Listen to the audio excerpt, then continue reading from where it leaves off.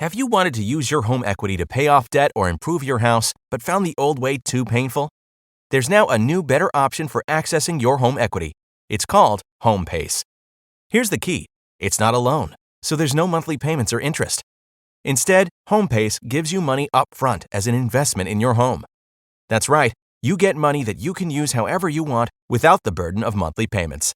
Then someday when you decide to sell, you share a portion of the gains or losses in your home's value with HomePace.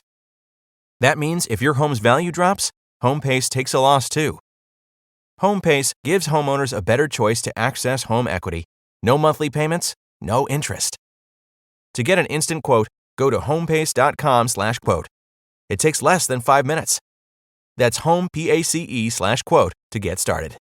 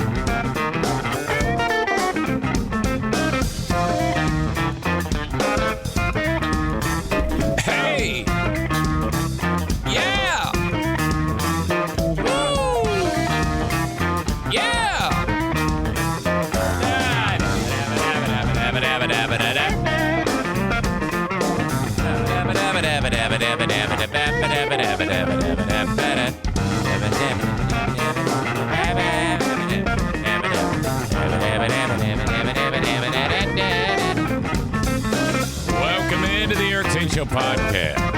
Thank you so much for being here. Welcome. I have a feeling I got to smash the Zenith.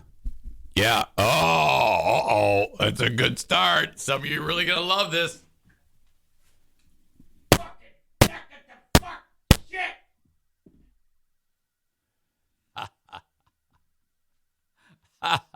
Oh, okay. It's gonna be a good day. Gonna be a bright, sunshiny day. Welcome in to each and every one of you to the Eric Zane Show Podcast, a daily show where I discuss news, nonsense, and my personal adventures from the Baldwin Ace Hardware Fear Bunker Studio. Okay. Where to begin? God. It has been, well, now a week and a day since I decided to go and tackle a very necessary thing, and that is getting all 4 dogs to the vet. They send these little postcards that say, Daisy is due for this, and this. And they all arrive at the same time. Bruce is due for this, and this. Benny, the one and then so on, And they're all on the fridge being held up by magnets. And there's a depiction, a little drawing of a pooch on each card that gets sent from the vet. And the pooch has kind of a sad look on its face, like, please take care of me. Don't neglect my medical care. And I never do. You know me. I'm such a sucker. Okay? And so this I was kind of putting it off. And then Bruce got bit by Daisy, so I took him in Monday to get that thing looked at. And he goes, hey, while we're here, let's take care of everything else. I go, yeah, sure, Doc.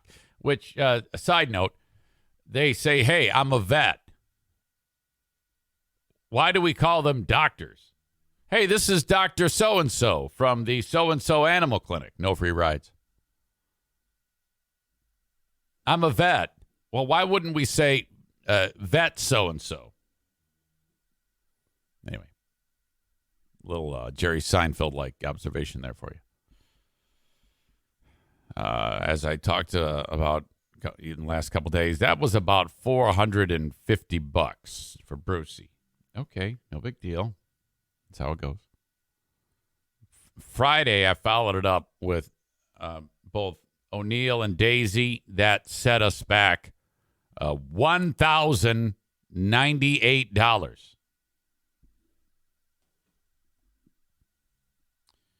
Okay. 1,098 plus 450. Okay. That's 1,548. Which means all I need to do is hit $452 with yesterday's visit for Benny the One-Eyed Wonder Dog.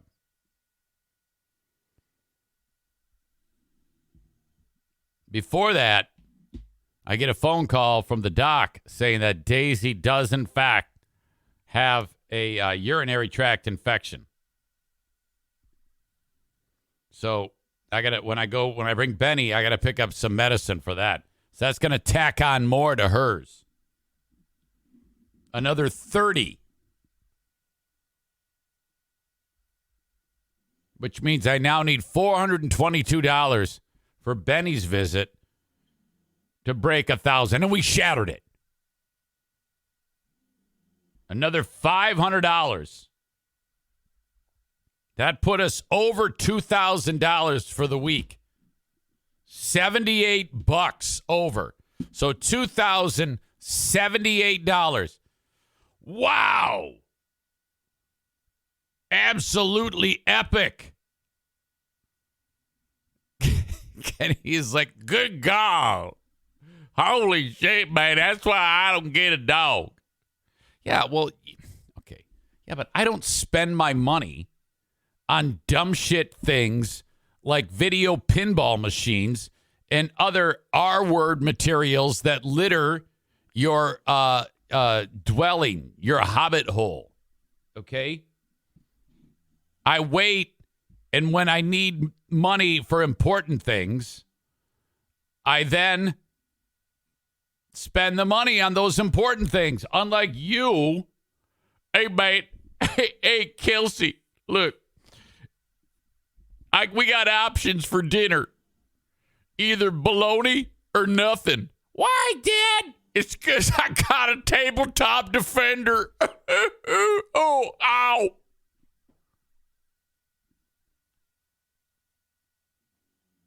That's how this goes.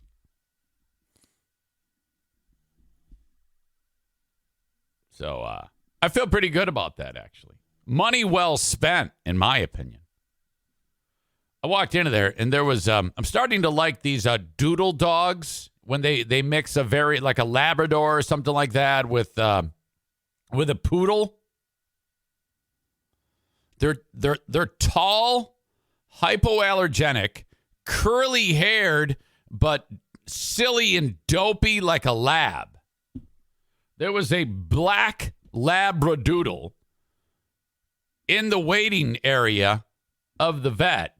And I come around the corner, and this dog, this giant dog, is so excited to see me. I have never laid eyes on this dog in my life. And if he could speak, he'd say, "Oh, my God, where have you been?" That's right. He sounded a little bit like Maureen. Sorry. And then I was like, oh, so I pet the dog. He's jumping all over me, rolling around. And then the owner's just having a conversation with one of the techs, knowing that this is cool. I'm like, it's okay. I then go around the corner and pick something up at the desk or whatever. I come back, and the dog is treating me like he's never seen me before. And I'm like, I just saw you 3 seconds ago. How can you possibly be that excited to see? Oh, my God. Fantastic. Well, but this is how it should be. If you ever have a pet and and honestly, this is truth be told, you can expect some expense when it comes to a pet. And if you're not prepared for that, don't get a dog. Okay? Just wait. There's definitely some expense to getting a dog. It doesn't just get it and never take it to the vet. Ding dong. Speaking of dogs, my day just got busier because of Benny, the one-eyed wonder dog. Today, okay, I actually watched this unfold from inside of the house. I let all 4 dogs out. They're going to go potty, then they're going to come in and eat. And then I noticed that all 3 dogs are at the door. But seconds earlier, just before that, as they're making their way towards the door, it must have been a pterodactyl or, I don't know, maybe a bald eagle flew over the area where they were, and whatever was inside of the colon of this creature came flying out in a hot stream and landed right on the deck of the yard of the alongside of the pool. And Benny, he saw that, and I watched him run over to there.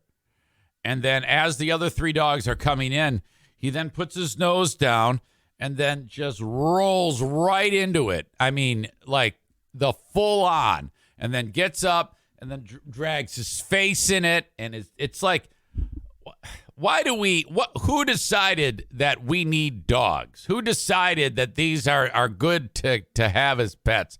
I care little about the cost of keeping the animal healthy, but where I draw the line is when the beast decides, diarrhea just flew out of a bird flying over.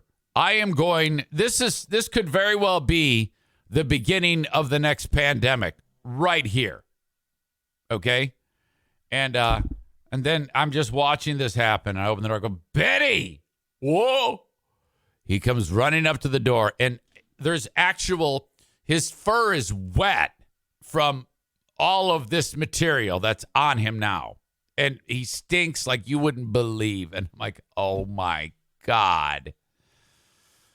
So I don't have time to give him a bath because I've got to, prepare for this. I've got to do what I do every day. And that included on that list is not give the dog a bath. So the old wetting of the paper towels and getting most of it off, but he still reeks. I feed the dog, and then I put him and then I'm like, well, you're not going to be getting on any furniture or anything. I'm putting you in a secluded, isolated room, which I did just that. So now this dog needs a thorough bath. So, I mean, it's like all I do these days is take animals to the vet and bathe humans and beasts like this. That's what the week has been. Give the NFK a shower, which, by the way, his feet are, right now, you think I'm going to gross you out, but I'm not. I am not going to gross you out. Well, probably a little. That's unavoidable. But we have resurrected his feet. I shouldn't say we. I have. I've done that because, putting the medicine on there has made them smooth as a baby's ass. Now, yes, the toes are a little gnarly because of arthritis. And yes, there is some toenail fungus on a couple of those. But we have a physical. I say we because I'm in charge of scheduling this shit. He's due for his physical. And when we go there, I'm going to say, Doc, I need some of that Lamisil. Have you ever had this stuff? You see, this is the Digger the Dermatophyte character that Lamisil had. And that's the little green guy that walks up to the animated toe and lifts the toenail like a hood on a car and then climbs in to the toe meat underneath the nail. And then it's really a graphic thing. If you think about it, it's kind of triggering.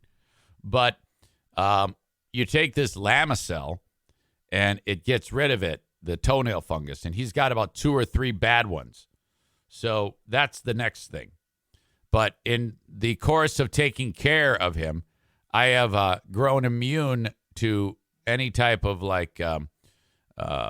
mental blockades for his. I think that's what happens to people when they start. You kind of it's like nothing affects you anymore. That's how doctors can treat bullet wounds and not be freaked out or anything like that. So that's what's going on. And so anyway, his foot, remember I described it as looking like a fish. It is vastly improved. He has just 2 small spots of callus, okay? And the medicine is taking care of that. And what you do is you rub the callus, okay, and get it kind of all, each time you do that, a little bit more of it falls off into the garbage can. I actually hold his foot over the garbage can and massage the shit out of it to get some of that callus off. But I'm going to go and buy one of those. I forget what people call it. It's like a stone or a sanding thing. And enough a chunk came off of that thing yesterday that if you wanted to, you could have sprinkled it on a salad. I mean, it has really turned the corner. Smooth, and they look fantastic. And I am so proud of that. And I'm looking at, I got my gloves on, my surgical gloves on. I wear those, of course. I go, Kevin, man, these feet have turned the corner. You have really turned it around. Now, he hasn't done anything. I've done it all. But he's like, well, thanks for taking care of me, man. Shit, fucking shit, fuck. And I go, absolutely, buddy. I'm glad to help. So we are tight. We are together like peas and carrots, man. The ped egg. That's it. Pumice stone. Uh-huh. Our Healy says, I'm going to puke. No. This is all good. He is so vastly improved. All right. Jesse says, wait until Benny sleeps on your pillow. He's not allowed into the room until he's bathed. Okay. How the hell did I get on that? Yesterday, YMCA. Team Knuckledragger was there. Andy and Brian. By the way, they before the end of the day, like yesterday, they agree on what color shirt to wear the next day. So today, they've decided on what, and they have to wear the same color shirts. And they just started including me in that. So they have my number. And they say, okay, today we're going to go blue shirt, black shorts. And I don't know why that is, but that's like some type of fashion camaraderie, I guess. These are the guys in the video that you saw me when I was bench pressing and achieved my goal of breaking the 200-pound mark before summer, which is coming up here in about a month. Yesterday I walked in there. They were wearing the yellow. I did not get the memo, but I did give them my number. I said, you got to let me know what color shirt to wear, okay? So that we can all be wearing the same gear. Don't ask me why, but that's what we do. I had no intention of attempting to best my bench press record. And so I start putting the weight on the bench, and he goes, uh-oh, you going for it? I go, no, I wasn't planning on it. He goes, why not? I go, well, I don't know. I figured I did it last week. I should wait. He goes, no, you're fine. How many days has it been? I go, I don't know, 6. He goes, you're fine. Go for it. I go for the record? He goes, yeah, go for the record. So, okay. Takes me a little bit time to work up to that. And this is after I've finished my running. Okay. Preparing for the Grand Rapids Half Marathon against Mike Ball. And that win is planned. That, by the way, is I haven't missed a day of running in weeks now. I just started my 3rd week of this. I've had 15 training days or 15 days in that time, 13 of which I've trained. Each of those weeks had a day off. So at the end of this week, I will have, if all goes as planned, 18 training days and 3 days off. Coming for you, Mike Ball. Got done with that one, over to the bench. Andy says, no, we're going for the record, man. Come on. Slowly work up to that. Put the weight on. 205 is the best, as I said. I put 210 on there. Okay. I failed. I could not do it. It moved quite a bit, actually, but then I just ran out of steam. They had to help it off me. And he goes, that's okay. That's okay. You're going to start to see these gains get smaller and smaller. That's all right, though. You're doing great. So I just wanted, even with the good, I can brag about the I almost said boog. I can brag about the good, but also I can tell you about the heartache and the sorrow when I don't achieve my goal. But still, I feel good about it. All right. For you folks that are enjoying the show on Facebook, Twitter, and YouTube, I'm going to cut you loose. Just know that if you want to continue the show, it's available on Twitch, twitch.tv/Eric Zane Live. The full audio podcast will be available wherever you download podcasts. Thank you for your time, and I will cut you loose now. There you go. We didn't need them anyway. Hang on.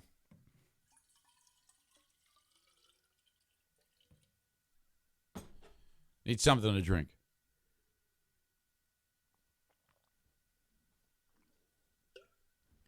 All right. How you doing, Brucey? Yeah. What's up, buddy?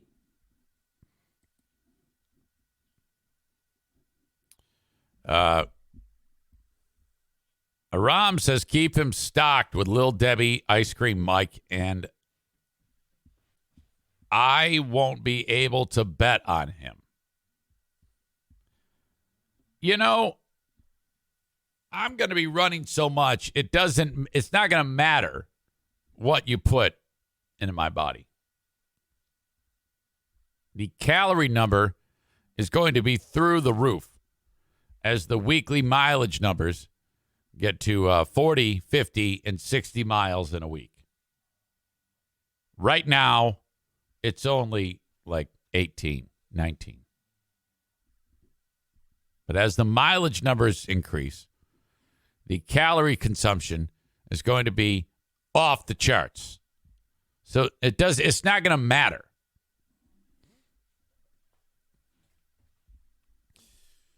But that's all if I can keep this up. You know me. I'm liable to just give up. You'll know it. You'll know it. It's always the same. As soon as I stop talking about it, then you know I have given up. Okay? That is a regular thing. A question about the NFK's toenail. Oh, God, do we really need to do that? Did the fungus make the toenail super thick? Yes.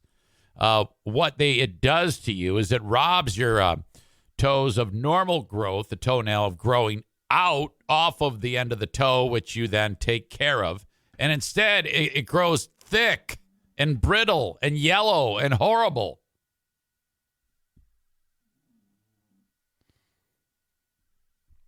Is the race just an excuse to eat desserts?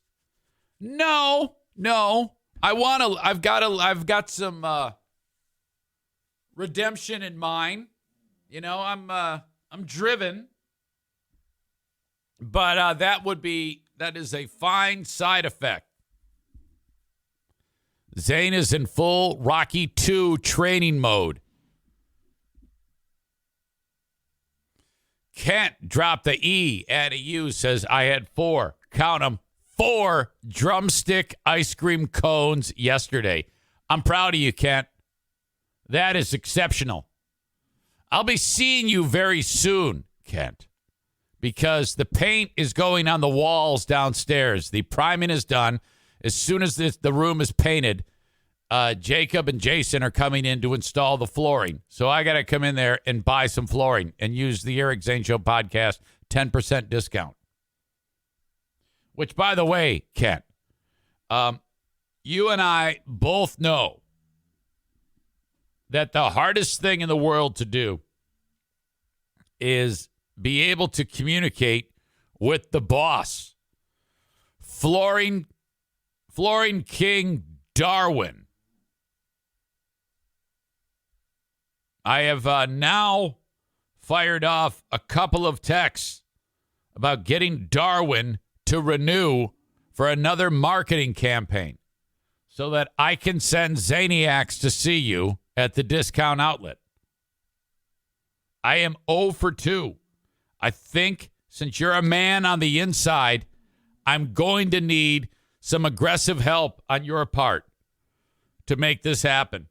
Because in 3 days, is it 3 days? 5 days. The marketing campaign ends Sunday, May 22. That's it. And I need this. We have to keep this going. We're on a absolute roll. So Kent, drop the E, add a U. Help out a brother.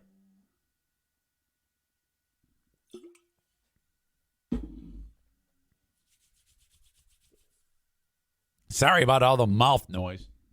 Drinking water. Kenny says that Eric is going to keep eating all the Little Debbie stuff Mike Ball brings him no matter what. Eric is like that old dude at the YMCA who said he goes there because he likes to eat cookies. That's true. He did say that. Don, I like to eat cookies. That's why I run. And he's thin as a rail. Let me tell you, yesterday, okay, the idea of exercising is one thing, and some of you made the comment like, yeah, but how are you eating? And I'm not eating well at all. Yesterday, I had, 3 pieces of fried chicken, mashed potatoes with gravy and butter, corn. Yeah, it was like a regular picnic lunch. A Little Debbie cupcake, which is very similar to Hostess cupcakes, but a little smaller. I had a fun-size Snickers, a fun-size Milky Way, and a fun-size Twix. So the eating is not there, but I'm thinking of turning that around. I'm thinking of actually getting after it. Ladies and gentlemen, we are joined by Frank Jude Fuss. Hey, Jude. And I was thinking about you, Frank. Frank from My Policy Shop Insurance. Before January 1, it was mid-December, I was talking with him about the NFK. I made a passing comment about the surgery, the neck surgery. He interrupted me. He goes, whoa. What's up with that? I go, what? He's got insurance. He goes, yeah, but he doesn't have the right Medicare. I can see that right now. If you get that insurance, he's going to be on the hook for 10 to 20% of it. I go, well, what can you do? He goes, well, whoever filled out his Medicare form when he got started on this however many years ago did it wrong. I'm going to fix that. However, the changes won't take effect till January 1. Punt the surgery till any date after January 1, 2022, and you will save thousands of dollars. Thousands of dollars. And it did prove to be a 20% savings because the surgery, and I just got the bill for it. Well, he's actually paying a portion of it. Was $85,000. He had to make 4 payments, the NFK did, of $450 to pay for it. So that's $1,800 was all that he was on the hook for, as opposed to That would be $17,000 he would have owed. So Frank saved him $17,000 minus whatever it is he's paying. I can't do the math. Minus $1,800, that'd be $15,200. Saved him $15,200, I think, if my math is correct. All because, and that was just because of him noticing, hey, Eric, yeah, this is all screwed. This is what I'm talking about with Frank. Okay? I just introduced him to Stu McAllister. Stu's one of these, I just can't afford it. I go, well, yeah, well, what do you know about it? Nothing. Well, you see, that's the problem. You guys think that the way it is that if you can't afford health insurance, you absolutely can. My God, would you just let the man do his job? For Pete's sake. To reach Frank, 616-914-4070, My Policy Shop Insurance. 616-914-4070, or go to buyinsurancehere.com. For marketplace insurance, if you're either self-employed or unemployed, Medicare, you or someone you love, 65 or about to turn 65. And pretty much every other type of insurance that exists, he can help you one way, shape, or form. Just reach out to him and mention me too. He'll pick up the MAGA phone. Hey, MAGA hotline. 616-914-4070 today. Send him a text. He'll respond. He's going to send you a link, which is kind of like one of these appointment links. And you can decide where you want to meet him, or if you want to do it by phone or Zoom or whatever you want. 616-914-4070. Twitch brought to you by, and I should say Twitch and Facebook brought to you by Irvine's Auto Repair, Grand Rapids Hybrid and EV. Thank you so much. Twitter brought to you by Blue Frost IT. Alan will be with me today at 7 p.m. for another rip-roaring edition of Tech Tuesday. Tech Tip Tuesday. Alan is going to give you the tip. Just the tip. Thank you for sponsoring Twitter. And then the aforementioned Frank, he sponsors YouTube. These are all platforms he's been canceled from. YouTube, thank you so much. Follow me, Eric Zane Show on YouTube. Subscribe to the channel, bell notification. Brought to you by My Policy Shop Insurance.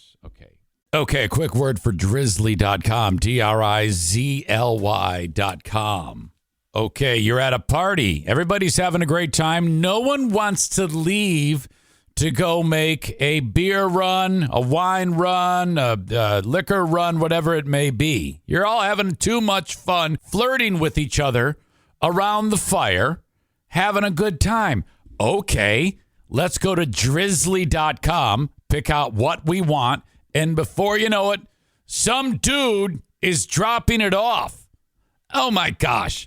Why did it take so long for something as amazing as this to become available? You can also go to the Drizzly app or Drizzly.com, DRIZLY.com, and send a gift to someone. That's awesome, too. Drizzly, the most convenient way to buy beer, wine, and spirits with delivery to your doorstep in under 60 minutes. It's the #1 app for alcohol delivery. That's DRIZLY.com. Drizzly's giving every new customer $5 off their first order. Just use the promo code FAST5, F-A-S-T, the number 5, at checkout. Convenience of home delivery in under 60 minutes. Get it when you need it. It's a great gift as well. Drizzly.com, DRIZLY.com. Fast 5 at checkout to save $5.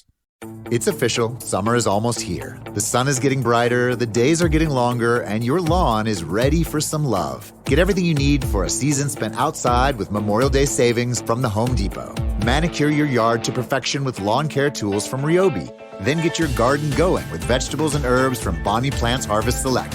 Plus, mulch and soil from Vigoro and Earthgrow. Get your lawn as ready as you are for summer in the sun. Feels like Memorial Day at the Home Depot. How doers get more done. Dear Meathead, tomorrow with my 88-year-old father. Send in your questions, Eric at ericzaneshow.com. I heard from someone the other day that you don't know, and I don't think I've ever discussed him on the show. And out of the blue, you ever have this happen? Out of the blue, somebody from your past reaches out to you. In this case, a college roommate. Kenneth writes, Big Ken, Does 213 Merrill Hall ring a bell? Do you remember where the loser sign came from? Many years before making before making its way into movies and television. Can you calmly drive through a fast food drive-thru without crashing your girlfriend's car? I was just wondering if you are who I think you are. If so, how life turned out for you. If none of these things are familiar, just disregard this email with my apologies. Thanks for your time. That's Big Ken. When we moved into Merrill Hall, room 213, this dude is there, and a little quiet, and definitely different, because he liked to drink beers with us, but he liked to do it while he was tying flies for fly fishing. So, hold on a second. Daisy, no. So, here we are, getting ready to go out to the bar, and we're like, Ken, we're going out. Let's go. We're going to get hammered, and we're going to puke in the street. And he's like, well, no, I'm going to stay in. I got to tie these flies. And he's got the little apparatus that holds onto it, a little magnifying glass, and he's tying these flies. And then the fucker, this is on a Friday night, so he'd have maybe a couple of beers or something like that, and then we'd go out, and we'd come back at 2 a.m, barfing everywhere, and there he is with now a shoebox full of flies that he's tied. And so we're giving him shit and busting his balls. And then Saturday rolls around, and he rolls to the, he says, hey, can you give me a ride? Why? Where? To the local sporting goods store. Well, why? Well, this is like when we first got started in the, him living in the dorm. Why? What the fuck for? Well, all those flies I was making, I got to go sell them. Like, what the fuck? So we then jump in the car and we go to whatever the local sport. When I say sporting goods, I mean sportsman's, hillbilly shit that you rednecks do. Shoot shit, catch, trap, all that bullshit. And we're like, come on, hurry the fuck up, man. Cranking Def Leppard, wearing our acid wash jeans. And, he'd truck his ass in there and he'd come out with a fucking stack of bills. We're like, what the fuck happened, Ken? And he goes, well, this guy, I know him. He loves my shit. And so I tied him on. They're killer. He makes a ton of money off of me. I'm like, what? You asshole. Give us some of your money. He's like, fuck you. And then he'd go back and make more. I'm like, holy shit. Who is this? Who is this Fred Bear fuck that lives with us? Oh, my God. Who are you? 18, 19-year-old dude.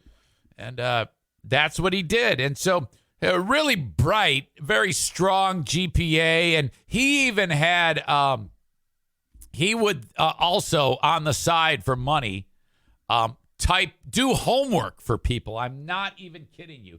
Some of the athletes that where we lived, Merrill and Thorpe, is where all of the athletes for the school lived. And he would type papers for these fuckers. And not just like they would write it and then he'd type it on a typewriter. I mean, like, he'd do their homework and make money. He was hustling. So that was incredible. And, kind of like after we left school, I never heard from him again. And that's my fault or his fault. When you're that young, you never think to like, hey, let's stay in touch. You just like leave, So I write back, Big Ken, holy shit. Hi, buddy. Where are you? Still tying flies? Diana and I have been married for 30 years in July. 3 children. My son is 27, married with 2 kids. My middle daughter is 25. My youngest is going to be 20. He writes back, and this doesn't surprise me a bit. Eric, I live in Hillsdale, Michigan.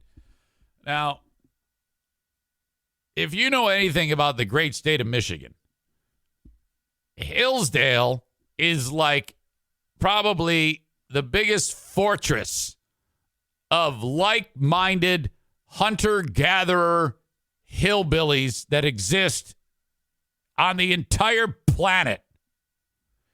I think Hillsdale has like a giant wall around it, okay, to keep Democrats out. He writes, I still live there. I still hunt, fish, tie flies, make my own ammo, etc. Not a surprise. I can guarantee you. I can guarantee you this guy's residence is an absolute fortress. Ken writes, I always wondered if you and Diana would get married. He writes, 30 years is a long time. Tell her I said hi. I've been married for 18 years. My wife is 7 years my junior. Big Ken! Registered nurse, which should be a big plus in my old age. I have 1 child, a daughter, graduated high school today. I also have 2 stepchildren, a boy and a girl. They're in their mid-20s. And then he goes back to this. You still get shared credit for the loser sign. Now, what he's referring to is when you make an L with your right hand. I had been doing that for years. And that he still thinks that I invented that. Now, I got it from my brother Mike, regular Mike. And you'd hold that up to someone, and they're like, wait, why are you holding it? They didn't know because nobody did that then. He says, you also pointed out that it has to be given right-handed or you'd be giving it to yourself. He says, left-handed is more natural for me being left-handed. Then he writes, I've heard credit for that given to Jim Carrey more than once since I guess he did it in a movie. The truth will likely never be known. By the way, I've attached a fairly current photo of me with this monster deer that I killed. And I'm going to show it to you. Taken with my crossbow 200 yards from my house. Signed, Ken, a real son of a bitch. If you live in Hillsdale, Michigan, you must sign your name, a real son of a bitch. Look at this monstrosity that he killed. Holy shit. Look at the size of this. Now, I don't know shit about racks and spreads, but 1, 2, 3, 4 visible, 5, 6, 7, 8 visible. And I think you would measure from that point to that point to get the distance. And that's what these hillbillies do. They love this shit. And look at him. He's wearing the camo. He's got a GD compass pinned to his camo. Okay. Big Ken. In the background, this lantern, probably that's how he lights his home. Propane all there. Oh, this is fantastic. He's got that must have obviously to tell you where the hell you're going, the compass. But I just love the fact that he's got a compass pinned to his gear.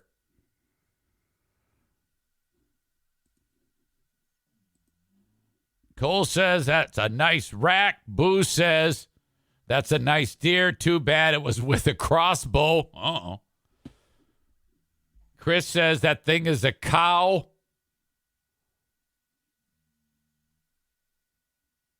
Someone's going to feast on venison. I followed up with, Holy fuck, and then a typo. Holy fuck, Len. Look at that fucking deer. So awesome. And I wrote, what do you do for a living? You were always super smart. Then he writes, unfortunately, I'm a machine operator. What's wrong with that? That's a great gig, man.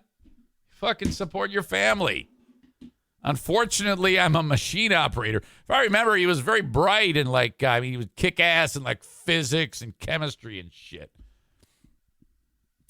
He named the company, and then he says they make primarily shocks, brake pads, struts, and exhaust parts. The plant I work at produces original equipment exhaust parts, around 70% GM, 30% Chrysler business. I dropped out in my junior year of college for personal reasons, not grades. I had a 3.54 GPA at the time. I tried a little freelance writing, was published a couple times of course, I was published a couple times in Fur Fish Gay magazine, but that fizzled out. I do a little teaching, but only for my wife. I taught her college algebra and chemistry classes at home so she could get her LPN. Nice. Which she later furthered into an RN. I must have done okay. She went from totally lost to passing both classes with an A-. Oh, yeah. You're smart as fuck, Ken. I guess I should have said that the buck was actually a 9-point with a 22.25-inch spread. It weighed 215 pounds dressed, which would put it at about 275 live. Diana could have ridden it around like a pony. And I wrote, that buck looked ludicrously large. Had you seen it before leading up to when you finally got it? Ken says, my wife videoed and took pictures of this monster in my front yard the morning before when I was at work. At one point, it was 10 feet from the living room window, eyeing my daughter's dog and pawing the ground. In the pictures, which were taken at 25 or 30 yards, the buck looks more reddish, but that could have been just how the light was hitting it. Yeah, I'm telling you, sounds like Fred Bear. Some of us teenage thrill seekers really want to go out and get a thrill. Have them go up to the Northwest and tangle with a grizzly bear, a polar bear, a brown bear. I'll get their thrill. We'll cleanse the soul. Hey, Fred, you go up on that ridge, and I'll go down in the swamp. We'll get that buck. I think I did that backwards. My wife was picking on me, saying, you're never going to see this thing again. And then he writes, the chances of having 2 bucks of those proportions on my 15 acres 1 day apart would be extremely small. But I walked out and shot it at 8:15 a.m. on Election Day 2020. I still voted, but not until that evening. Oh, yeah, I can imagine that day in Hillsdale. It was probably like the Hunger Games. You walked outside there, and you put that bolt right in both lungs of that fucker. And then he went down, and then there was probably fireworks that went off in Hillsdale saying, Ken got him, with like an image of the buck in the air next to Trump's face. And then you're like, yeah, all right, woohoo, yeah, I'm going to vote, and Trump's going to win. Yeah, oh, no.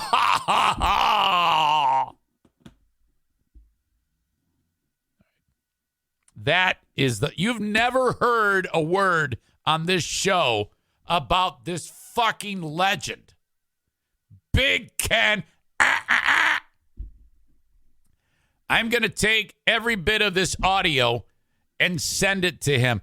I don't know what he means when he writes, can you calmly drive through a fast food drive-thru without crashing your girlfriend's car?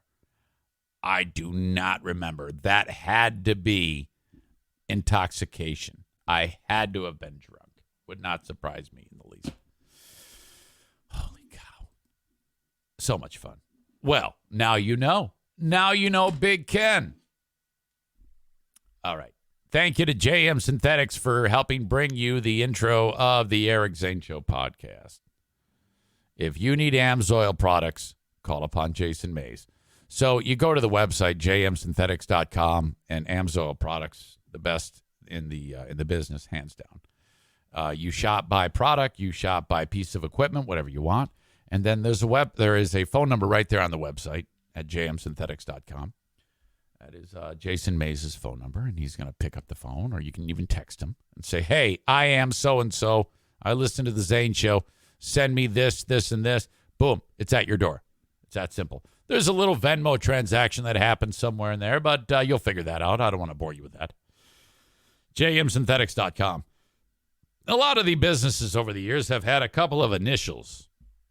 There's JM Synthetics. Remember A&D Heating and, cleaning services? Remember BK Guns and Stuff? How about right here? A&E Heating and Cooling, which I keep meaning to play their ad on here so you can see the multi-talented David doing his. Joe decided he didn't want to be in the TV ad for it. Probably because he knew so many ovaries would explode inside of women if he was seen inside, like on a TV commercial. A&E Heating and Cooling, 616-516-8579. If you are interested in getting that AC tuned up, and you absolutely should be interested, you should see Joe, David, or Jason twice a year. Once for the AC, once for the furnace system. If you need a new setup, they'll let you know. This one's shot. You need a new furnace. You need a new AC. They'll install the Comfort Maker brand of furnaces and air conditioners, which is the best in the entire heating and cooling industry.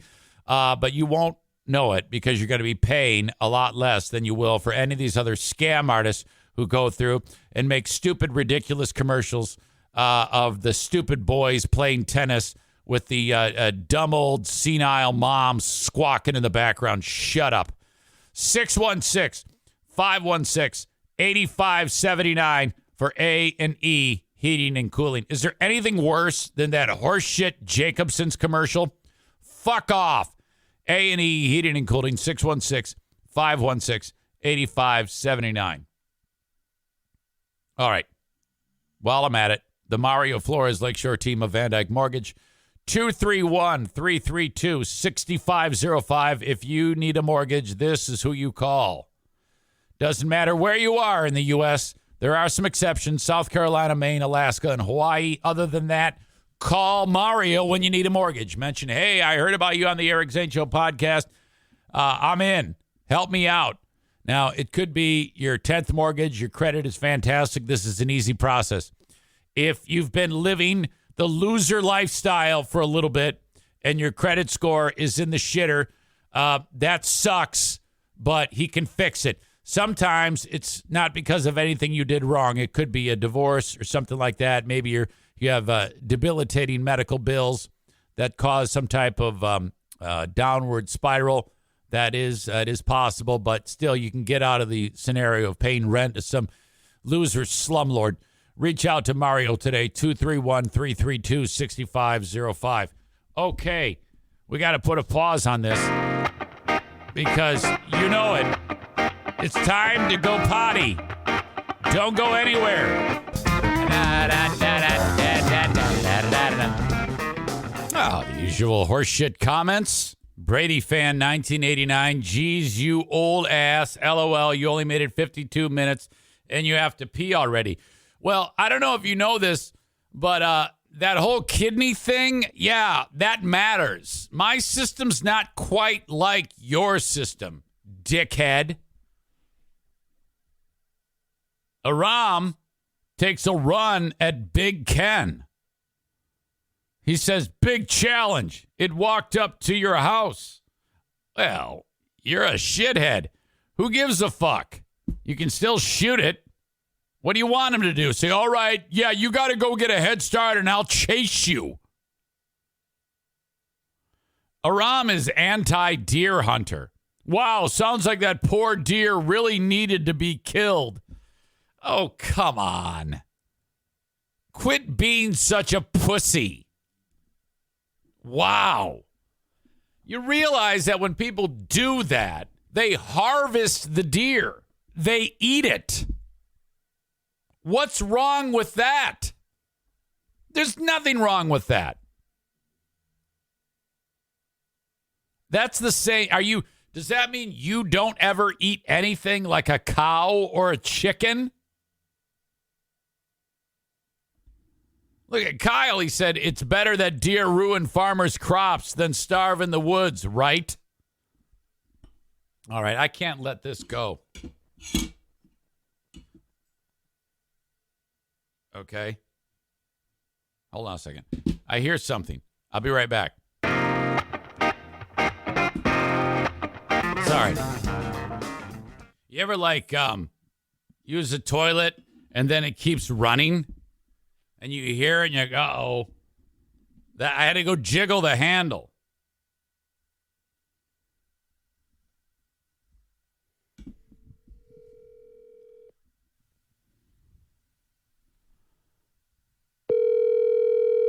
Aram.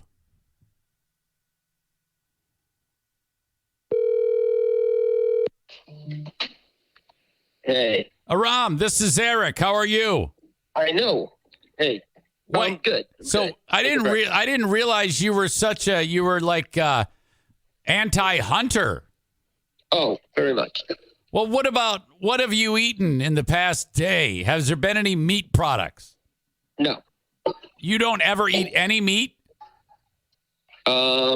I don't. I mean, if it's already been killed, then I will. If it's like at a buffet or something like that. Okay. Well, you see, that's like hypocritical.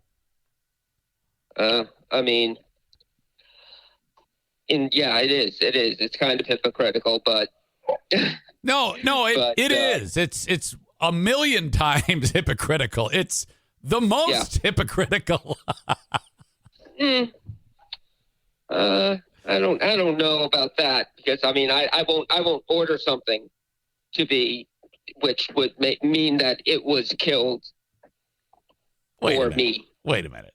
So you're telling me that if you go to the Chinese buffet and they've got beef tips and sweet and sour chicken, that's okay, but if Big Ken harvests a deer, no, it's not okay. It's not okay. Well, okay. Well, first of all, it is. It is okay that you eat meat. That is okay. You absolutely can eat meat. I know what it's like, because I felt bad too when I see a sweet baby calf or a cow or something like that. It's terrible. It really drives me nuts. I get it.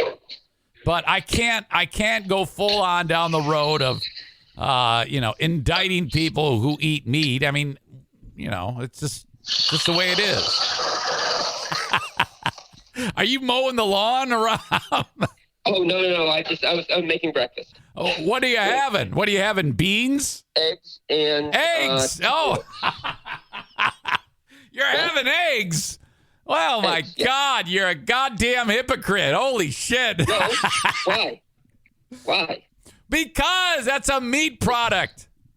No, it isn't. It's a chicken. It's a baby chicken. No, it's not. What, did you get it from a pterodactyl? What are you talking about? It's not a fertilized egg. It's not an actual chicken. Right, but you get that from an animal that's having you're stealing babies from the mom. No, because it's not fertilized. There isn't a rooster. They're calling you a murderer, Aram. That's what they're doing. An egg murderer? That's what they're saying. Oh. All right. Well, I can't even get behind that. It's not the same. It's just an egg. I get it. But, some people who are like vegans, they would hate your guts for eating those eggs. They would want to kill you for eating those eggs. I think they're better. I think they're better than me, really, honestly, because, I mean, I don't see why a deer's life is worth less than mine. Kenny says that egg could have lived, Aram. This is all your fault. It's not a living thing. He says that you took away its chance to live. You are the Derek Chauvin of... If it had been fertilized by a rooster, then yes. Okay. But no. All right. So you are not impressed with Big Ken's harvesting of that enormous deer? No, I wish the deer had kicked his ass. Maybe gored him, just like, Yep. his crossbow didn't work and the deer killed him so that he could then be dead in front of his wife and child. That would have impressed me. That is, you are a sick, twisted fuck is what you are. And don't ever forget that. Okay. What about, Kenny says, what would Aram do? If anybody has questions to paint Aram into a corner, please leave them on the chat. Yeah, Kenny adds, so what would you do, Aram, if you hit and killed a deer with your car? Would you harvest it or just leave it there? You just cry. I would cry, and I would take it to a doctor. Corey says, I can kind of see Aram's point. Buying meat from a store is not the same as hunting when you don't need it to survive, he says. Cole says, I'm team people. Kill all the animals. Sam the Jew refers to you as a pussy. Kate says after he picks all the auto parts of it, no, he shouldn't eat that deer. Let's see. Anything else? I'm reading as I do this. So does Big Ken, is he happy with himself with the babies that deer just left behind that are looking for its father or mother? I don't know. You think that's fun? I don't know if he is. I will have to ask him his opinion on that. I don't want to put words into his mouth, but I don't think they do have feelings and they do miss their parents. I mean, clearly they're not just inanimate objects. They're actually living things. When I get Big Ken on the show, I'm going to ask him. I don't think he felt bad because he looked very excited in that picture of him with the strung up dead deer. Yeah. So I would guess he is very happy with himself. I don't know what drives someone to kill a deer. Well, I cannot do this. I would not be able to do it. So I would but I can't say that I have the same opinion as you do. I just know that it's not for me, Yeah, a salad with black beans, I can build as much muscle as I need. Yeah, but the chicken would taste so much better. Yeah, I don't know. I don't know. A living thing kind of like fermenting in my body. It's just not really. Nick writes, Jesus Christ, Aram, someone holding your purse while you make these statements. He is questioning your manhood, Aram, and I think that's below board. I think having to shoot something to feel like a man is right. Oh, I get it. Is pathetic. Oh yeah, I absolutely know where you're coming from. Yeah. Let's see. Cole in Colorado Springs calls you the pussy of the day. That's horrible. But why? I don't know. I think these people are they're going about this. They're just saying words. That's what they're doing. It's like scorched earth. They're just taking a run at you. They're just saying words. They're not nothing, no substance to it. Chris says, good God, go eat a mushroom. Stand your mushrooms are fine. Kate says, stand your ground, Aram. You're doing great. Absolutely. You are doing great. Let's see. Yeah. Sarah says, I think if a deer did $3,000 damage to your car, you might change your mind. What do you think about that, Aram? No, it's not going to change my mind. Drive better. It's going to drive better. No, I said tell him to drive better. Tell it, Sarah. Yes, okay. Let's see. Don't drive so fast. All right, go harvest some moon rays with your crystal, says Sam, which is funny. I don't know what that means. It just sounds funny. All right. Well, I think we have. I think we've kind of like hit a stalemate in this war, Aram. All right, but perhaps if I can get Big Ken on here, you two can duke it out one day. Yeah, sure. All right. Well, you have a good one. Okay. All right. What is your sweet wife's name? Christy? Joanna. Christy? Why would I say Christy? I don't know. Because I'm terrible with names. Tell Joanna I said hello. Oh, okay. Okay. I will. Okay. And you did a great job here. Yeah. All right. All right. Well, I'm going to not eat any meat from now on. You're gonna actually, I've convinced. Even if it's already been killed. So you're telling me, well, of course it's all already have been killed. It's not like you're gonna go up to a cow and take a bite out of his side. Well, yeah, but I mean, if the food's going to get thrown away, then I will eat it. Yeah. Because there's no point wasting its life. But I'm not going to ask something to be killed. So you're telling me that you just took another step towards veganism with this phone call? Not veganism, vegetarianism, pescatarianism, probably. All right. Very interesting. Very interesting. Okay. Yeah.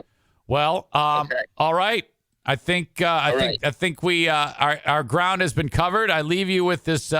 If you're looking at your phone when you hang up, you will see Big Ken and his big buck, 22. No, I'm not going to look at that picture. 22.25 inches on the spread. Very, very impressive.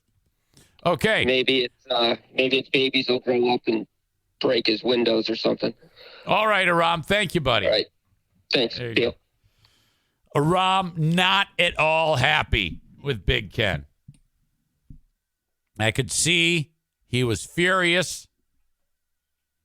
Ask the lion if he feels for the lamb, Aram. Well, I mean, I'm sure Aram might say, no, but those are wild animals. We are humans. We have the ability to discern. Every time we talk about this, I do start to feel bad to some degree, like when I had the animal rights activists on. Yes, there is something in my head that does kind of trigger that perhaps I should start eating only vegetables or beans, things like that. But right now, I'm not going to lie to you. If there was a plate of that Meyer chicken, which is so underrated, I'm going to eat the shit out of that. The thighs in the Meyer fried chicken are so big, they look like breasts. What they've done there is they have worked with the local farmer and injected it with some of the best chemicals known to man to make that chicken huge. And then when it's processed, you have these huge, gigantic pieces of meat that are ridiculously effective and nourishing your old pal Eric Zane. Yeah, I see that, Josh. He says, imagine how crap your shish kebab bar would be with no meat. I will tell you this, that right now I do feel compassion for animals, and then I eat. So I don't feel enough compassion to even be remotely close to wanting to stop eating meat, okay? I am all about it. But at the same time, it isn't even so much that if I'm eating a lamb chop and you show me a little lamb running around playing with kids, I am not going to stop eating. It's not even that far. Chris says, I'm getting hungry. I'm hungry too. I want meat this second. All right. Thank you, Aram. You did quite well. I can't wait to get Big Ken on the show. Big Ken. All right. Help wanted, dumpster divers. This is hilarious. This isn't a commercial or anything. This is something that actually happened.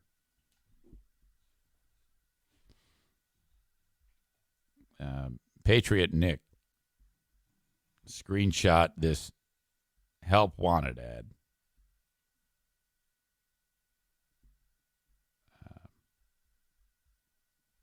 And he writes this.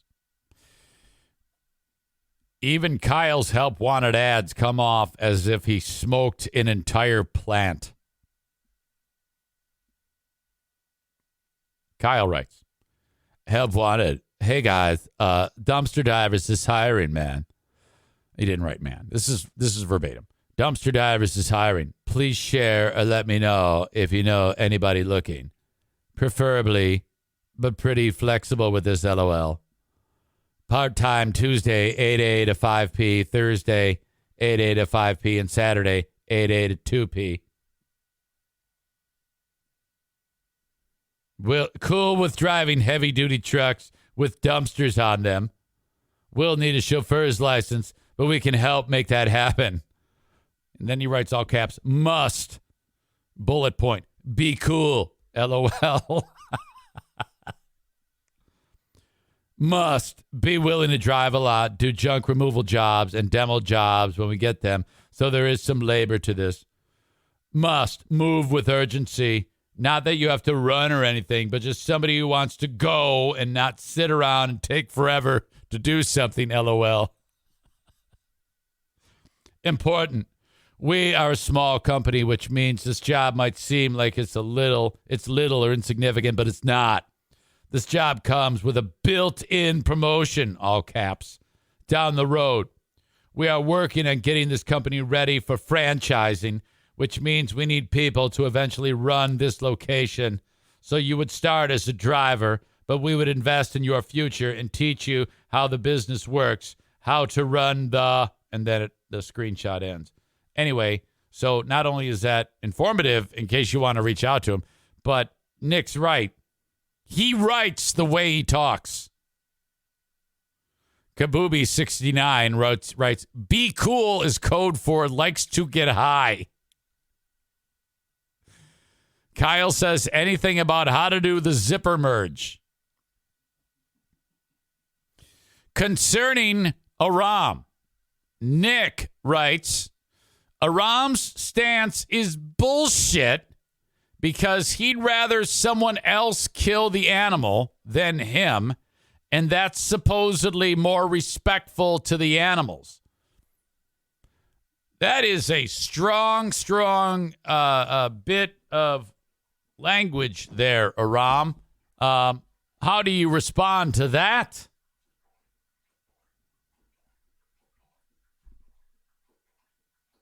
Terry says the dumpster divers help wanted ad is the best ad I've ever heard. I believe that. All right. Where the hell am I? Ooh, baseball player Nestor Cortez. I'd never heard of him. Don't know who the hell he is. I guess he's great. This is a dude who's kind of toiled in the minor leagues for an amount of time. I think he's 27 and finally has been given a shot in the bigs, and he's killing it. His earned run average after 7 starts is a minuscule 1.35 for those of you who know anything about that. That's awesome. So this is what happens, though. Today's world. If someone comes out of nowhere and does well, you must be ready. You should, if you suddenly start doing well, anything that indicates the past should be destroyed. Social media is a good thing to get rid of if you start to become successful, because someone is going to go through tweet by tweet and rip you a new one. And that has happened. This is the old, no, we cannot have nice things. We cannot have cool stories. All right? We can't have people becoming successful because the world has to put you in your place. All right? Now, had Nestor Cortez 2 days ago said something that was just ridiculous on social media, well, that's one thing. They went back to when he was in high school, when he was 16 years old, and he used to like to quote rap songs that he liked. And so he would type out N-word, drop and with an A at the end, and things like that. And somebody came up to him and tried to cancel him over that. It was one of those moments where it was after a big game and he's by his locker room and he's just performed well, and some asshole reporter walks up and just cold cocks him with the info. So what's this all about? And he's like, God, hang on. I had this story and then I lost it. New York Post, Nestor Cortez.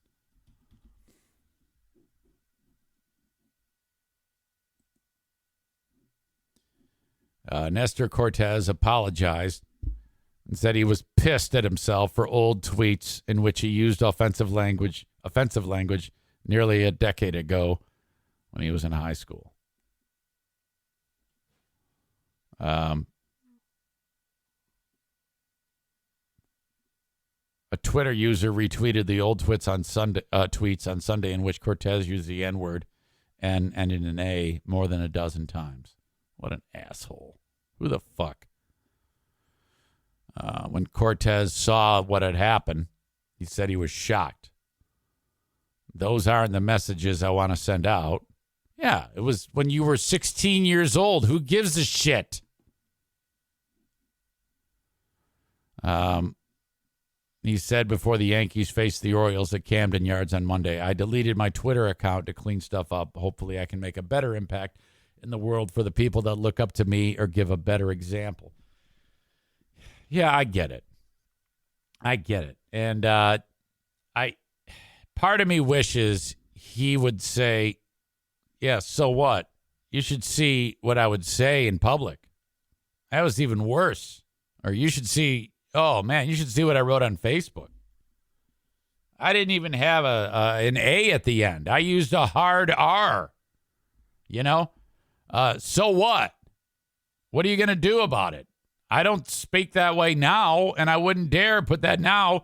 This is completely ridiculous. The only person who's done anything wrong here is me for not realizing that this was a thing. I should have deleted this before I got good. It's not my fault that I sucked for 10 years before I started getting good at baseball. Jesus. Asked if he remembered the tweets. He did not lie, and he said, oh, yeah, I do remember making those tweets. Again, these are all N-word and an A. N-word, I ain't worry about nothing, ha. Real N-word, and then he tags somebody. It's all just nonsense. Stuff that a child would do. A 15 or 16-year-old. Lil Wayne is a joke, LOL. That N-word and an A is in his own little world. Hashtag gotta love him. He wrote, the only fake N-word that came to Hialeah is you. How are you gonna go over there now and say we are fake? At Andy Gonzalez 45. Who gives a shit?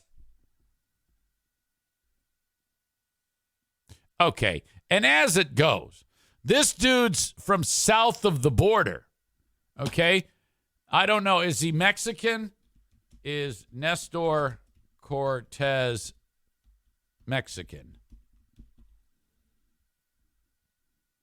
Cuban. Okay?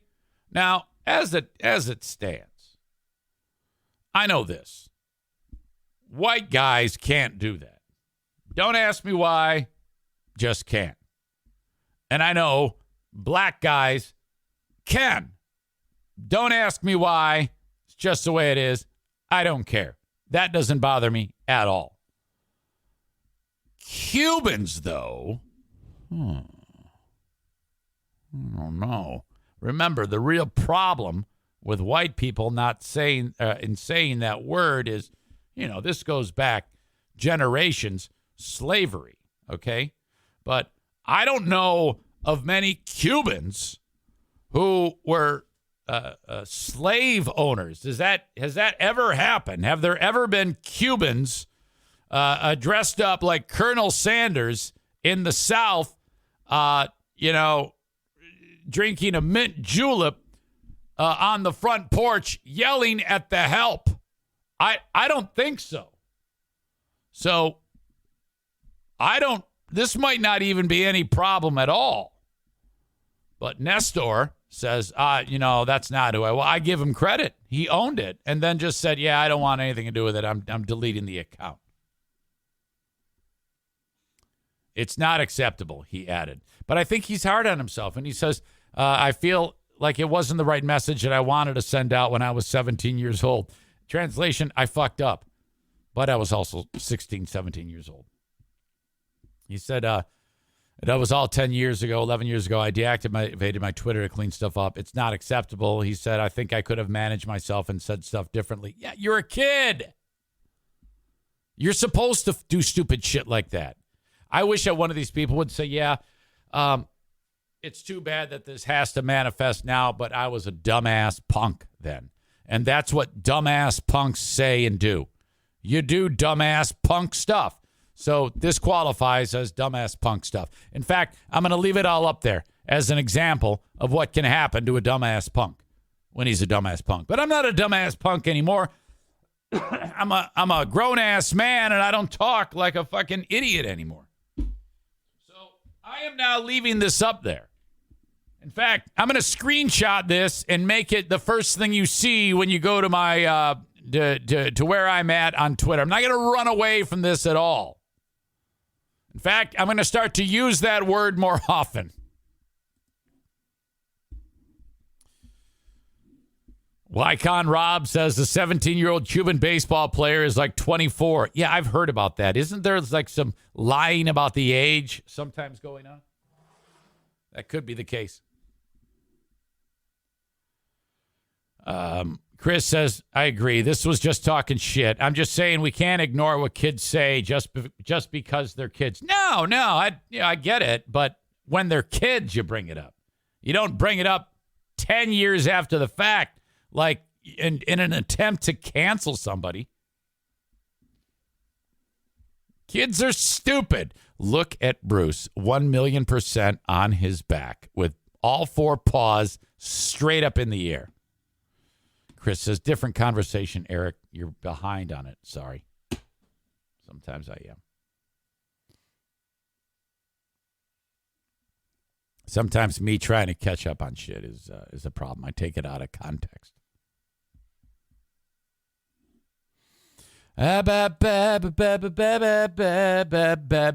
Radio voice Linda says, Bruce is so damn cute. He really is. He's completely cashed right now. 1,000,000% sleeping on his back with his paws in the air. Daisy, I can't play with you right now.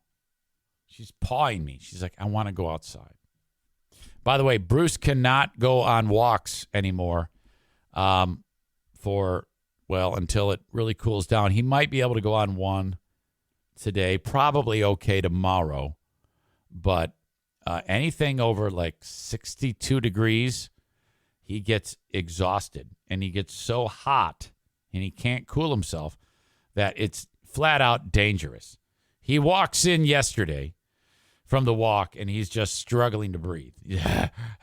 And then he pukes like his entire breakfast and everything else that's in his stomach. And I'm like, that's a little, I don't know what comes first, heat exhaustion or heat stroke or whatever, but he was burning up. Poor guy. So we've got strict orders from the boss. No walks. If we do, we can only take him like 2 houses down and bring him back. None of these long walks. He just cannot hang. All right. Oh, my God. I'm so behind. Gift of Life Michigan is encouraging you, if you are within the state of Michigan, to head to the website GOLM.org. That stands for Gift of Life Michigan.org. GOLM.org. Take 1 minute and fill out the organ donor registry form. This is legally binding. If in the event that you pass away, untimely. I'm hoping no one dies. But in some circumstances, I even hate discussing it. These things do happen. If you go before your time, your organs are harvested, and you can save 8 lives and improve the lives of more than 100 more. GOLM.org. Thank you for giving me the opportunity to talk about this on the show. If you are outside of the state of Michigan, but still in the U.S., you're going to need to go to registerme.org. That is the National Organ Donor Registry. If this happens, the first thing they're going to do is make sure to see if you've done this, because quite literally, in short order, those precious organs will be harvested, and then phone calls will be made to recipients waiting to get their lives saved. That's remarkable to think about. So, 2 lungs save 2 lives. 2 kidneys save 2 lives. A liver, a pancreas, intestines, a heart. Liver can be divided up into actual pieces. A third of your liver can save a life, for God's sake. I know this is a difficult conversation, and you might be like cringing a little bit, but hey, you can't take it with you. They're going to cut you open, take them out, sew you back up. Your loved ones are going to mourn. You're going to go up and see baby Jesus, and your organs are going to be alive and well down here on planet Earth. Registerme.org if you're outside of the state of Michigan. GOLM.org if you are within the state of Michigan. Shout out to Blue Frost IT. Tech support for the show comes from them. If I ever have any trouble, I just call them. They log in and fix it. I don't, but I also have the presence of mind knowing that if I do, I just call. I don't have to start from scratch. If you're not like me and something goes wrong, you got to reach out. You got to, figure out a lot of things. That's going to take time before they can actually fix it. Okay? That's not the case if you are already signed up with them as your managed IT service provider. Blue Frost IT, online at bluefrostit.com. 616-200-8550. Alan from Blue Frost IT is going to join me for Tech Tuesday today, which is kind of more like just, hey, Alan, what have you been doing? What's it like now raising 2 kids? Are you getting any sleep? Are you still having sex? I said to him, I go, yeah, man, it's kind of like a long-form ad with you and I. But maybe you can have some sex advice. Ask Alan any question you want. That's today at 7 o'clock. Okay. I want to mention this, too. This is, if you are in to bike racing, and in this case, off-road gravel racing, you need to consider the Dirty Donut Race. Excuse me. Right around the corner, the Dirty Donut Race offers 3 different races, a 22-miler, 41-miler, and a 61-miler gravel race, June 4th. The race will start and finish at the Martin High School in Martin, Michigan. Look at this dude. He's so happy to be there. All right? All different skill levels, different distances. Look how he's so happy. This dude's going to catch him, though. You can tell it's coming. These are less traveled roads, so it's just sweet, man. And thanks to them, they're working with me, and my logo is going to be all over the place at the Dirty Donut Race. Hopefully, they will sell out. I'm thinking they will. So what you need to do is go to dirtydonutrace.com for this June 4th race. Click on registration and sign up. I think I've got a code. Where is it?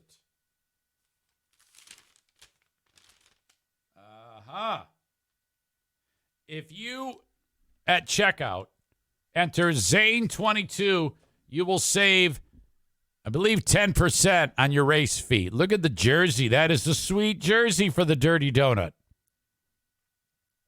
All right. There you go. Thanks to them. Neat little partnership I have going on with my friends over at the Dirty Donut Race. All right.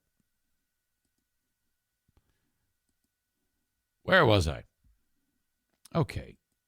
You know, it was just a week ago that we featured the story about the guy who escaped, that 6'9" giant who escaped with the help of that 50-something-year-old woman. And then they didn't really go anywhere. They kind of like stayed in the general area. They were discovered in, I think, Evansville, Indiana. And they were picked up. There was a short car chase. And then the chick said, oh, well, I guess it didn't work out. I'll just shoot myself in the head. I cannot believe how brainwashed she must have been. She worked at the prison for years. I guess had a relationship with this giant murderer for a period of time. And then he convinced her to let him out of prison. And she went with him. There's no chance they're going to get away with it. These two stupid people. And now she's dead. Dude's back in jail. The whole thing was fucked. All right. With that in mind,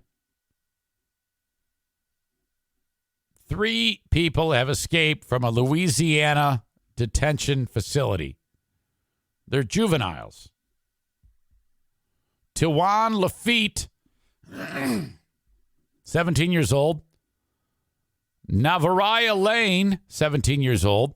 And Jeremiah Durham, 15.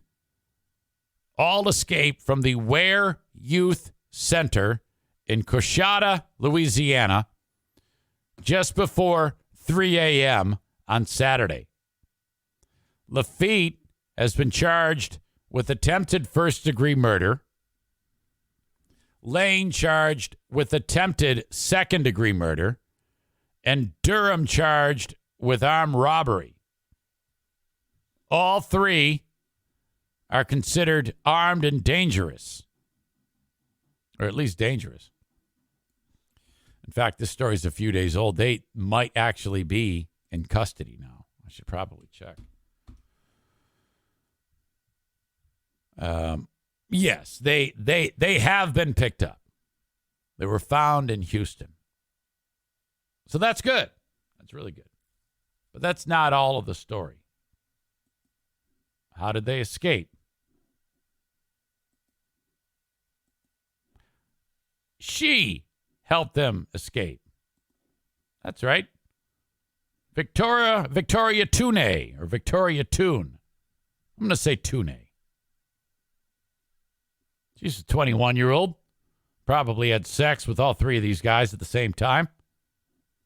Well, she worked at the jail, and she let these assholes out. The same damn thing.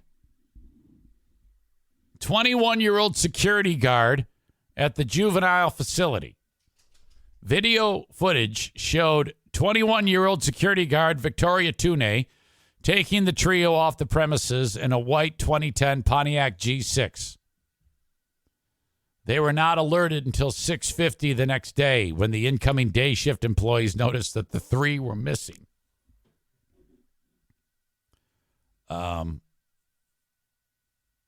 At the time, the 3 juveniles were wanted for simple escape. Toone was wanted for 3 counts of accessory to simple escape. So the update. 3 teens who escaped with guards' help found. Oh, shit. I think I got to have a subscription to the Houston Chronicle. Here we go. Might even be able to have a video story that goes along with this. And I'll probably screw it up, and then you'll all laugh at me, and my heart will break. A juvenile detention center in northwest Louisiana with the help of a prison guard have been captured. 17-year-old Nevariah Lane, 15-year-old Jeremiah Durham, 17-year-old Taiwan Lafitte escaped the Ware Youth Center in Coshada early on Saturday morning with the help of a security guard, 21-year-old Victoria Toon. Lane, Durham, Lafitte, and Toon were all captured just after midnight at a motel in Houston. Oh. A relative of one of the escapees was also arrested. You know what was going on when they got to the hotel. We had a full vacancy in all 2 days holes. Lane, Durham, and Lafitte will be extradited back to Louisiana, where they will face additional charges for the escape. Toon will be booked with 3 counts of accessory to simple escape. Yeah. The 3 dudes who the 3 black dudes were like, oh, it was worth it. It was worth it because you can see what went down on Brazzers. If you were to go to Brazzers, you'd be able to see all of that chronicled, including the cops burst kicking in the door. Chris says, I bet it stunk in that room. Train being ran. Oh, I can guarantee you there was some serious sex about this. All right. By the way, Wycon Rob says, Dirty Donut, where is Jamingo? That's a good point. I wish I would have been thinking about that. Damn it. Donut, fat. Yeah, I missed the show yesterday, the big Boomer Bunker show. I wonder how many slurs were said on the big show. Hang on, my throat is killing me.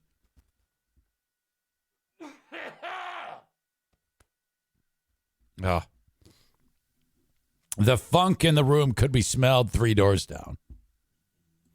I guess what the big lesson here is it's about time. What we're learning is women cannot be. We have found another profession that women cannot do. Okay?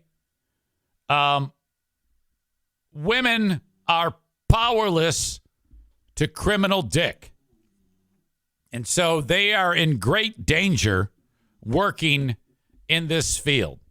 So I think the only thing that we can do to keep this from happening, so that murderers don't wander our streets, is to ban all women from jails or prisons that have men in them, because the insatiable sexual appetite of a woman, and we have a wide range of ages in this story. You have a 21-year-old and a 50-something-year-old, the other chick, the blonde chick with the stupid overbite, who's now dead. They are not fit to work in that environment because women crave dick. And, seriously, if you are like a family member of someone who goes to, let's say you have a son who winds up in prison, and you're a mom, and you go to the prison, you're going to end up being wooed by one of the other criminals, and you're going to end up trying to help that person escape and probably wind up dead. So I guess the best way to describe this is women should not be allowed to be guards, and they should, frankly, not allowed to be in any. Only men can work in prisons, and only men can visit inmates. A prison is no place for a woman, and that is what it needs to be. We've just learned it, and it's not like I'm being misogynistic or mean or anything like that. I would never dream of that. The proof is in the jizz. Okay, you've got one woman dead. You've got a 21-year-old who helps these 3 guys escape and gets a train run on her, and now she's going to spend significant time behind bars, all because she could not resist BBC. So, yes, I'm going to make the bold statement that we have found yet another occupation, along with any type of driving job, that a woman should not be allowed to do. And I'm sorry, ladies, if you're hearing this and you're rolling your eyes, but it's for the safety of the planet. Okay? If you want to be a person who is a security guard or a prison guard, Aram says women's prison should have women guards. No, I disagree, because some women love vagina. You know, a woman can never get her sexual orientation straight. You go to any woman in America, okay, and on Monday, she's into guys. And then on Tuesday, she's into women. And then on Wednesday, she's into guys. And then on Thursday, she's into women that look like guys. And then on Friday, she's into guys that look like women. And all women have this internal struggle. Most do a good job of hiding it, but some don't, okay? The honest ones. But they all experience this. So that's what we need to focus on. Kenny points out that I'm digging a deep hole here. Look, the truth will set you free, Kenny. Okay? Why don't you shut up? You're single. It's because you're not being honest. You need to go outside and proclaim these facts outside of your residence. And then you might even be able to get one to play defender with you. Maureen says the proof is in the jizz. Great quote. You see, Maureen understands. She's probably a lesbian right now. Maury, Boomer Bob says, will do a special episode with those three men deciding who's the father of her baby. Can you imagine when she is like, because she had to be arrested, the chick, all right? When they said, all right, we got to do a cavity search. And, he puts on the glove and he's like, oh my God, his hand, fuck. Jesus. Hopefully it's going to be a woman, but basically they just have to let her drip dry, I'm guessing. Jesus. Horrible. What a disgusting thing. And don't blame me. I didn't do it. I didn't do a damn thing. I mean, come on now. All right. Let's see. Where are we going now? Okay.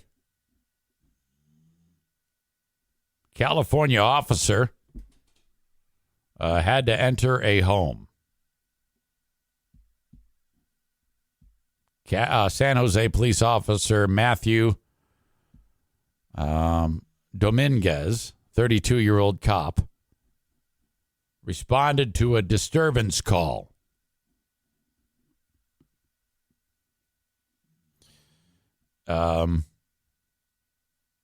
He was arrested on Thursday, though, because something bad happened in connection with the April 21 incident. Dominguez, do I say, I think it's Dominguez. Yeah, it is Dominguez. Dominguez and two other officers had responded to a home in the evening, 6:30 p.m. on April 21, where a family said they had a restraining order against their son who suffered from mental illness. That's terrible. And he showed up. The kid showed up. So they called the cops and go, you got to get him out of here, man. It's bad. So Dominguez and two other cops. Now, Dominguez is in deep shit. Once at the scene, Dominguez took the lead investigative role. So he's getting questions. He's asking questions, getting answers. He's writing them down. A statement of facts.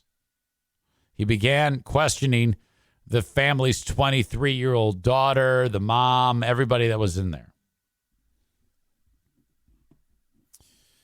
They noticed, the other cops, that, I'm going to save that part of the story. The daughter gave the location of the brother. Dominguez sent the other two cops to find him in the house. Dominguez continued to work his way around the home, looking at things, and was again talking to the 23-year-old sister in view of his body camera, which was seen. No big deal. Around 40 minutes into the investigation, the daughter asked the officer what she should do with her brother's GPS monitor. I guess he had like a tether. I don't know. When she went to retrieve it, Dominguez followed her, the 23-year-old. And they were then joined by the mother, referred to as Ms. S in the story. The daughter then handed the device to him. She was, this is the tether. And then while standing there in front of the 23-year-old, the mom witnessed Officer Dominguez unzip his pants, place his hands down, and began rubbing his cock. Prosecutors said. Simultaneously, the daughter is looking at him do this. So he just is like, everything's been above board. The other two are getting the dude who needs to be gotten out of the house. Dominguez here in a mugshot says, okay, I'll follow you over and you can give me the, and then he, with reckless abandon, he doesn't, I mean, he was really liking the 23-year-old and he couldn't help himself, apparently. They said he took a big interest in the 23-year-old, the chick. And rather than going to the back, hey, can I use your restroom, and just rubbing one out, which would have saved him, a jail sentence, he just unzips right there in front of her. There hasn't been any indication that there's any type of reciprocal response from her or any one of the residents. And in full view of the mom, he puts his hands down his pants and starts rubbing his cock. The mother then asked her daughter for a glass of water, which she mistakenly offered the officer. The mother again asked for water, and Dominguez then followed the woman into the kitchen and turned around to face the mother. At that point, she saw Officer Dominguez's penis outside of his pants, fully exposed. The mother and daughter ran out of the house, and the daughter contacted her uncle and told him what happened. Now, they write in the story what allegedly happened. So I wonder if they're suggesting that there's a lie going on here. I don't know. I mean, I guess you have to say allegedly. I believe that this happened. It's just too crazy to think it would be too wild of a story. It has to be true. The father, referred to as Mr. A, ran into the house and saw Dominguez facing out of the kitchen with a stiff penis in his left hand and his right hand on the counter. So he's actually going for it. He's feverishly heating up the German war helmet. The 23-year-old was so beautiful, or he was so into her, he's just going to whip it out in front of them and take care of business. Now, I don't know about you, but if there's any living being within earshot of my wife and I cannot perform, okay? With the exception of the dog on the bed, which for some reason is not have you ever done that? Have you ever boned with the dog laying at the foot of the bed? That's happened in our house. And she's like, oh God, Benny's here. Don't worry, you don't care. Oh, Jesus, weird. I go, he's not going to move. It's fine. It's fine. Okay. Am I the only one who bones with the dog in the bed? Show of hands. Have you ever boned with the dog actually in the bed? Kyle says, yes, the cats lay on the bed. We put blankets over them. It should be noted that the sex Kyle is having is man on man. It is man on man, butt sex going on the bed with the cat.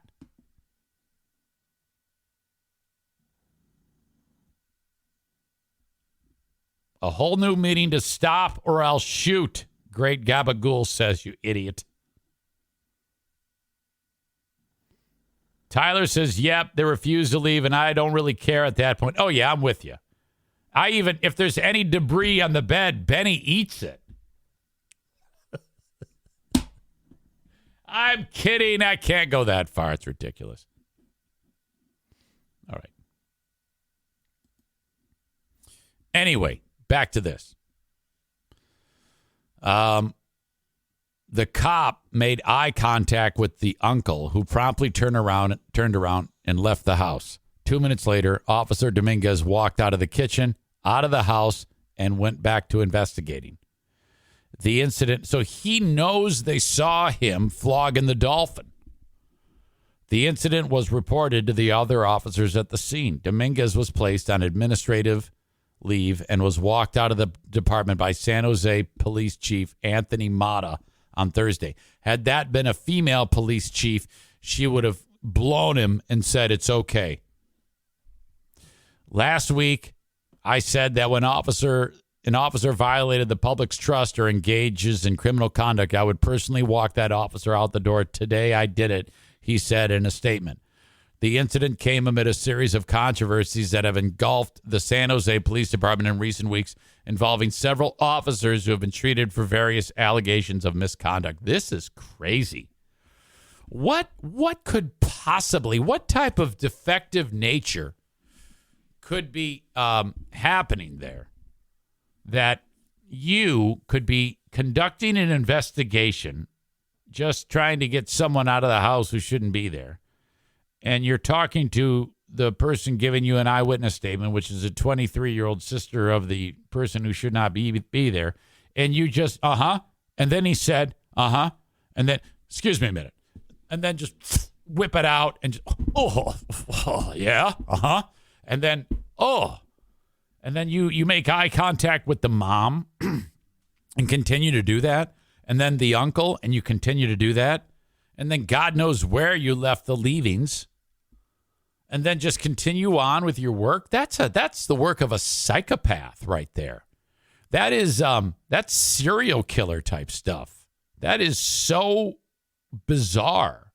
That requires, that's like pre-crime, from what's the name of that movie with Tom Cruise? Great movie, Minority Report. That's what that is. He's going to be shooting up a market one day. You need to just shoot this guy now, right in the face. That's what I'm not even kidding. And to be 32 years old, to have, this isn't the first time this has happened. This is probably a long, long history of damaging moments that have probably affected people for years and years and years. And he's been so used to manipulating people, he had to up the game in order to get the bizarro sexual satisfaction that he needed. This is just twisted and sick. Oh, my God. It just happened. Well, the incident happened in April, but the story just kind of started making the rounds now. Jeez. Whew. All right. My Policy Shop Insurance. I talked about Frank Fuss some time ago. Thank you so much, Frank. I appreciate you being on. Full House Comedy in West Michigan. Well, pretty much most of the week now. In some cases, Wednesday through Sunday, depending on the week. What you need to do is go to fullhousecomedy.com and see where the shows are in West Michigan. There's several venues. You got the Park Theater in Holland. You got Billy's Lounge in Grand Rapids. You got the Listening Room. You've got the Grand Rapids Comedy Club, which is part of Creston Brewing. You have Howard City Lanes. You've got Rockford Lanes. I think Spectrum Lanes, but I haven't heard about a show there in a while. You got Back Alley Comedy Club in Muskegon. All places where the Rockford Corner Bar. All places where you can see comedy under the umbrella of Full House Comedy. Online at fullhousecomedy.com. Go see a show. Mention me. When you when you go there. Thank to whoever might be running the show. I appreciate that very much. Okay.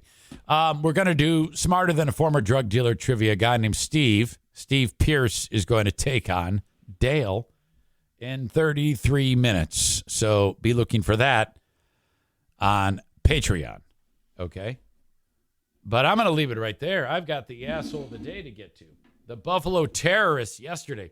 Who is going to be your asshole of the day today? Could it be Aram for his horrible hypocrisy? Oh, that was just embarrassing. By the way, Joanna is his significant other. She's so sweet. I just wanted to say that out loud to make sure I wouldn't forget the name, because you know how I am. What's your wife's name? Christina? No, Joanna. All right. Who was your asshole of the day? We talked about going to the vet. The day just got busier because Benny rolled in something terrible. YMCA. Dear Meathead tomorrow. Big Ken. You're like, why do you always do that? Well, that's what we did. For some reason, that was what we did. We'd see Big Ken 30 years ago in the door. Big Ken. Help wanted. Dumpster divers. Nestor Cortez. A cancellation attempt on him. Crazy bitch helps 3 dudes escape from prison. Officer beat off. Cole writes, asshole of the day, Aram gets my vote. Jerking off cop is a close second, though. Oh, come on. Absolutely, Aram? You're saying Aram should be the asshole of the day? There's not a mean bone in that guy's body. All right. Well, I'm like Pontius Pilate in this one.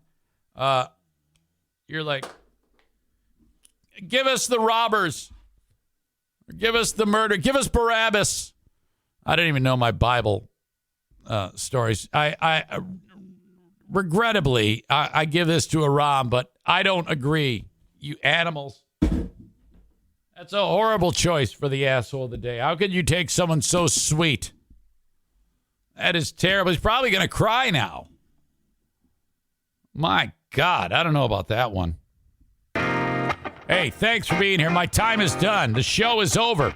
I'll talk to you on Patreon, and I will talk to you on Smarter Than a Former Drug Dealer trivia. Till next time, have a good one, folks. Bye-bye.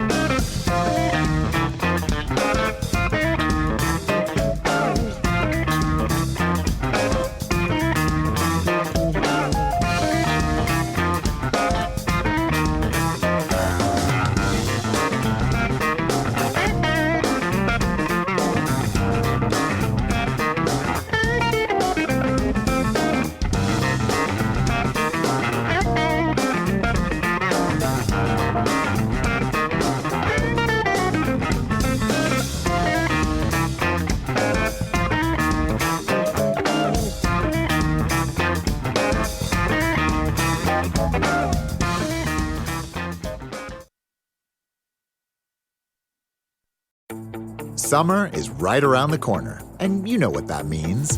Cooking out, diving in, and soaking up a whole lot of sunshine. The Home Depot has everything you need to start your summer right.